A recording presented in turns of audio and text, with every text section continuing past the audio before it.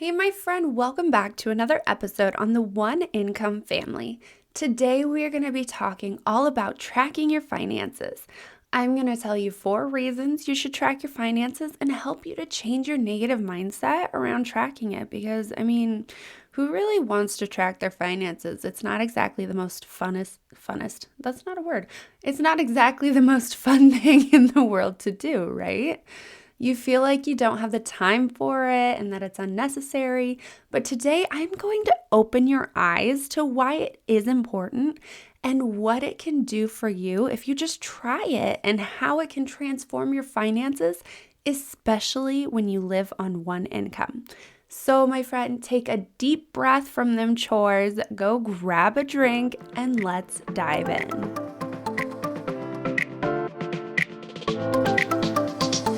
Hey friend, welcome to the One Income Family Podcast. Do you live primarily on your husband's income and find it hard to save or get out of debt?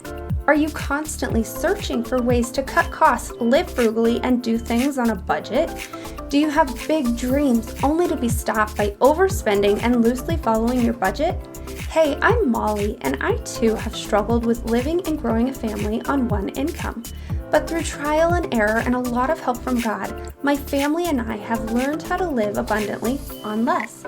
This podcast will bring you a Christ-centered, simple and frugal lifestyle, along with how to budget so you can follow it and time management tips that will transform your budget and your home. So go restart that laundry, grab your Bible, and let's get budgeting.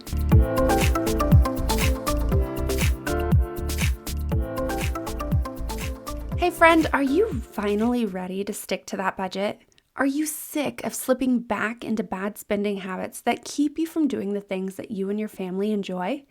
Are you tired of Googling your answers and just want some help that doesn't require a lot of reading? Well, my friend, you are in luck. I am a personal finance and budget coach and am currently working on creating a program to help you stick to that budget. And I am looking for some help to mold this program into one that will get you your results. I am looking for 5 lovely ladies who are willing to work with me in the beginning stages of this program to help me tweak and refine it so that it hits all of your needs. And wait for it, I'm doing this for free. The first 5 women to sign up for me will get a free financial audit and a 30-minute strategy call to help you create a plan to stick to that budget. Before the call, I will give you a workbook to fill out so that I can do the audit before we get on the call. Then during the call, we will go over what I found and hopefully open your eyes to where your budget has been failing you this whole time. Then we will create a game plan together that will get you to stick to that budget like a pro. If this sounds like something you are looking for, go to bit.ly/free financial audit to book your free financial audit and strategy call. Remember, there are only 5 spots available for this free call, so you better act quickly before all the spots are gone. Again, go to bit.ly/free financial audit or just click the link that will be in the show notes, whichever one's easiest for you. Alrighty, so let's jump into today's training, which is tracking your expenses. And tracking your expenses can be one of the most stressful parts of personal finances because it makes you focus on money that's leaving your account. And nobody, trust me, nobody wants to watch their bank account go from full and luscious to 0. It makes spending so real if you're not on top of your finances. By allowing your finances to make your financial decisions, then you become overwhelmed by watching money leave your account. And it's not a fun thing to think about, which is, I think, mostly the reason why most of us just don't want to track our finances. We don't want to see our bank account, again, go from luscious and full down to 0 as things quickly leave our account as we pay our bills, as we get groceries, as we pay for gas, all the necessities that we need in life. And nobody wants to be filling out ledgers all day, am I right? So you don't have to do it though all day if you make sure that you do it in the moment.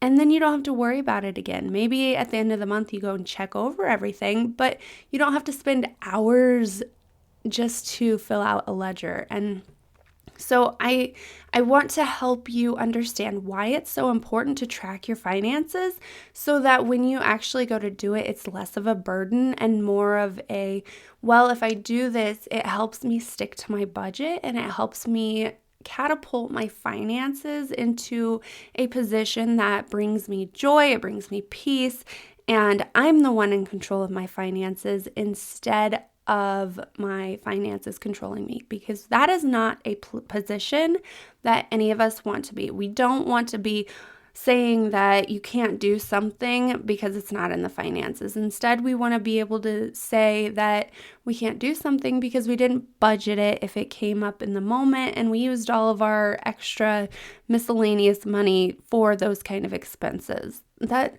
needs to be our shift in the way we think so that it's less of a stressful no and more of a, well, I just didn't plan for it this month. How about we do it the next paycheck or the next month or whatever it is where you can actually budget it into your finances.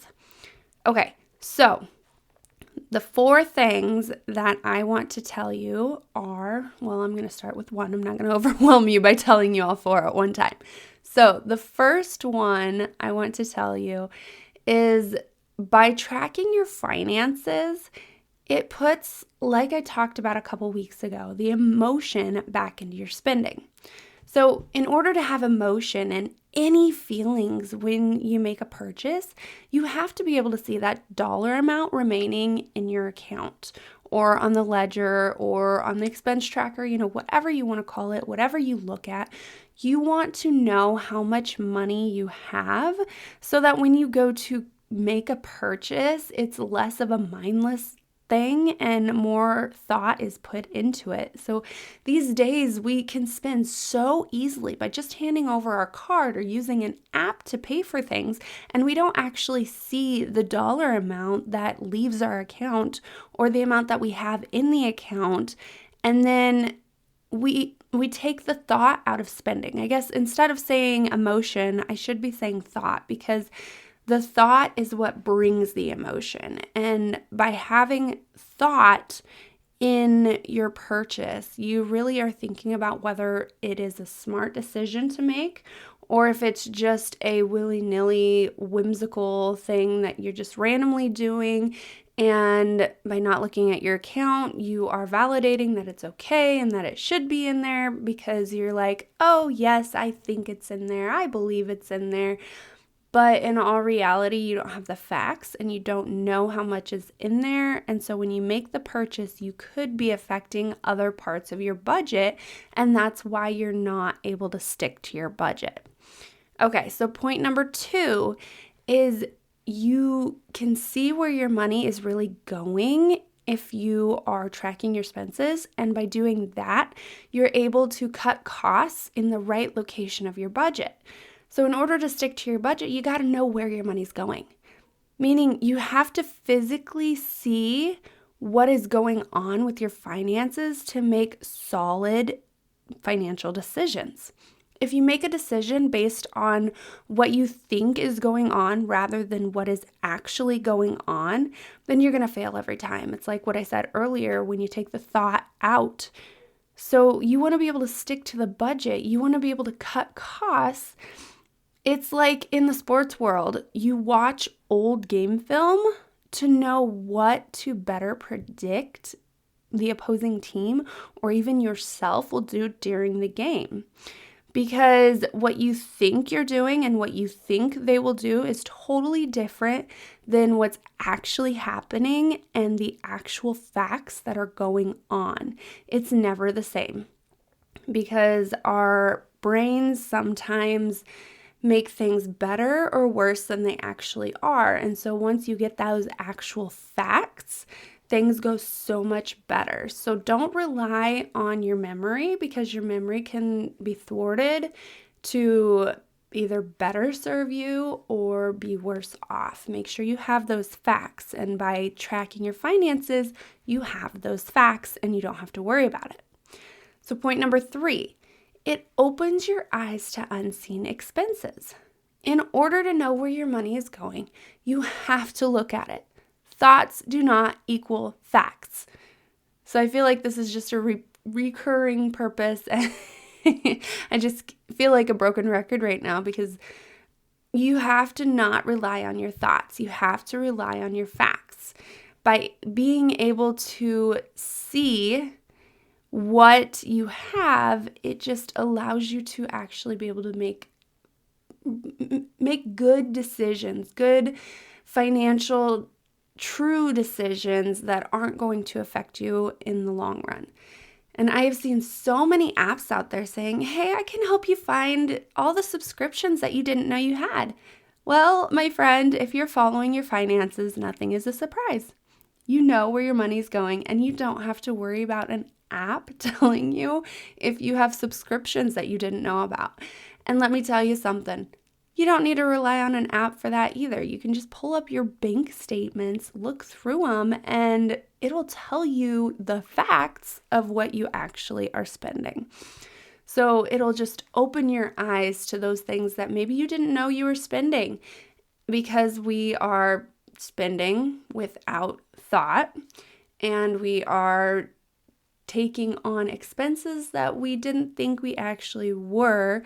And because we don't actually look at our finances and track the things that we're spending, money is just going out the door that maybe you didn't even know you were spending on.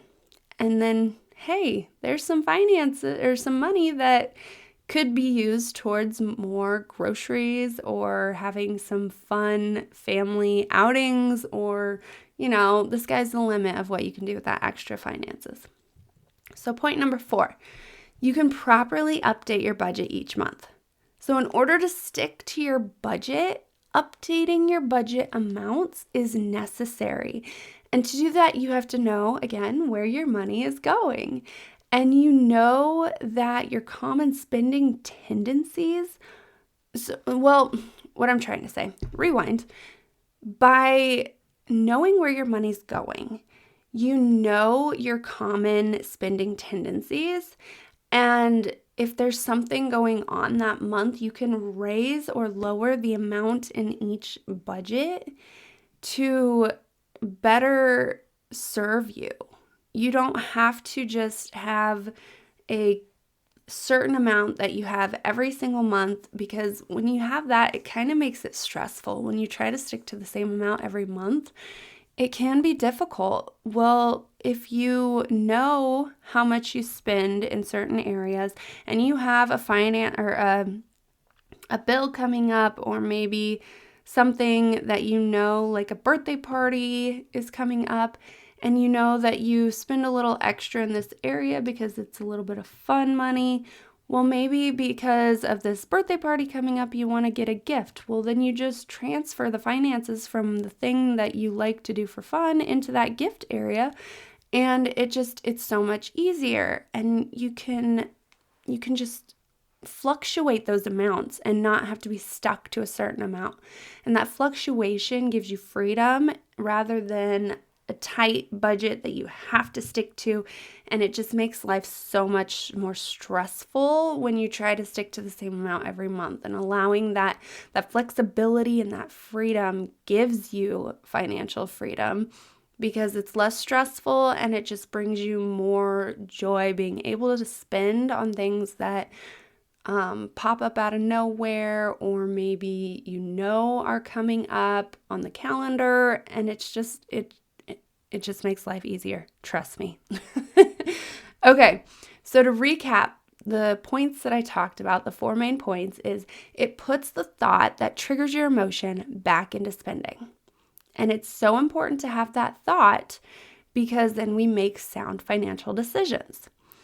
2, you can see where your money is really going and if you're cutting costs in the right spot. So I guess earlier I didn't talk about the cutting costs part, but if you know where your money's going and you know that you overspend in a certain area, you can cut back on that or try to slowly ease yourself off, because you don't want to quit cold turkey. That's just setting yourself up for failure. But you want to slowly ease yourself off of those things that, and I'm going to say coffees, but 90% of the time it's not actually a coffee that keeps you stuck, that you're struggling with, or maybe buying gifts that you like to buy. But by knowing where your money's actually going, you can cut costs in the right spot, because sometimes, most of the time, people think they know where their money is going and they don't have the facts. So they think that they need to cut coffee or buying gifts when it could be something totally different that you need to cut, and you just don't realize it because you don't see where your money's going.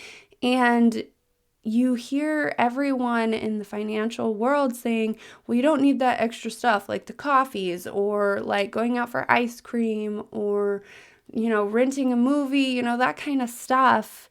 Well, when you're only doing it once or twice a month, or even once or twice a quarter, so every 3 months, then it's really not that big of a deal. You're only doing it every now and again.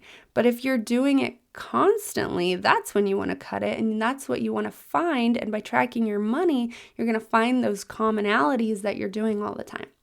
Okay, point number 3.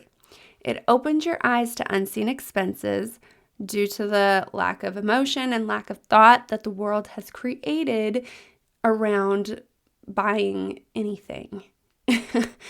And those unseen expenses are a big deal, and maybe you didn't know you had them because you aren't tracking your finances.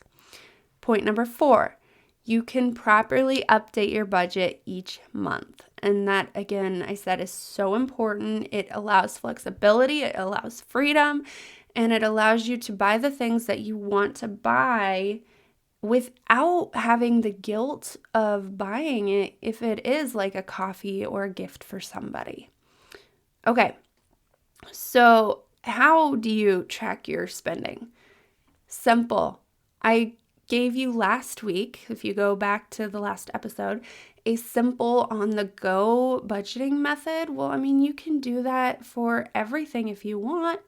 It makes things simple, but just to simply track your spending, if you want to look at something that you've already done, you can pull up your financial statements, your bank statements from the previous month, and just go through and highlight commonalities, and there you'll get your categories. Or you can just get a notebook, you can get an envelope, just a plain piece of paper, and just start writing things down. You can get an app. There are so many options. You just have to figure out the one thing that fits you best. And if you struggle with overthinking and trying to figure out the best way to do it, I suggest starting simple, just grabbing a notebook and writing down what it is that you spent, where you spent it, and how much you spent, so that you have the basics on there, and where the money came from, where the money is going to and how much it was, and you can keep a balance so that you see how much money is coming out of your account without having to pull up your bank account. Because when you pull up that bank account and you look at how much is actually in your account, it's usually because most of us put your money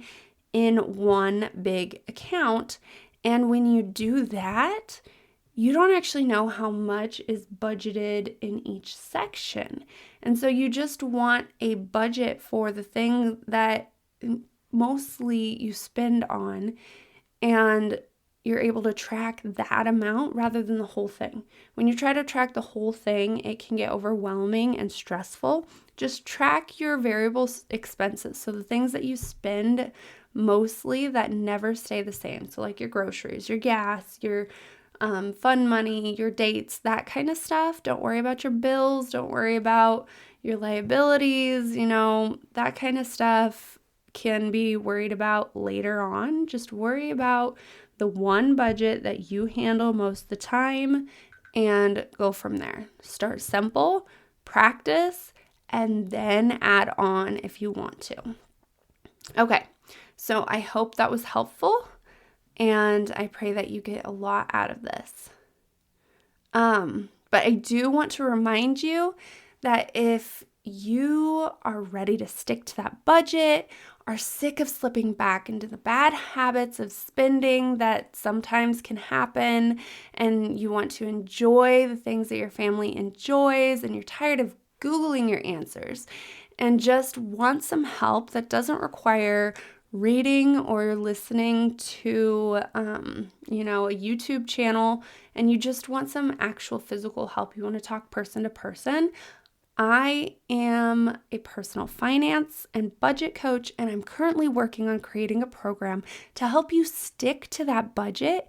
And I'm looking for some help to mold this program into one that will get you your results.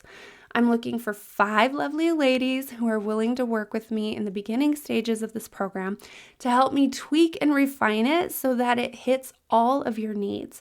And wait for it, the first 5 women to sign up will get a free financial audit and 30-minute strategy call to help you create a plan to help you stick to your budget. And you don't have to do it alone. We will do it together. We will brainstorm together. Before the call, I'll give you a workbook to fill out so that I can do the audit before the call. Then during the call, we'll go over what I found and open your eyes to the parts of your budget that may be failing you.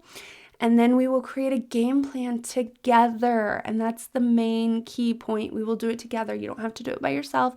We will brainstorm together, and we will create a game plan that will help you stick to your budget like a pro. So if this sounds like something that you're looking for, go to bit.ly/free financial audit to book your free financial audit and strategy call. Remember, there's only 5 free spots, so you better act quickly before the spots are all taken. Again, go to bit.ly/free financial audit, or go click the link that I will also have in the show notes. I pray that today's episode blessed you, and I pray that you come and grab one of these seats before they're gone so that you can get further along in your financial journey, able to stick to that budget and be the one in control of your finances instead of your finances controlling you. So I will see you all next week, and I pray you have a great week. Hey friend, I hope you enjoyed today's episode, and I pray that it inspired you into action. If so, would you take 30 seconds and share it with that friend who also lives on one income and wants to learn how to live abundantly on less? Also, please leave a quick review for the show. It lights me up to know this podcast is helping you, and it helps get the show out there to other mamas in need. All right, well, it's time to go play with the babies, so I will meet you back here on Tuesday for another episode. Peace and chicken grease, mama.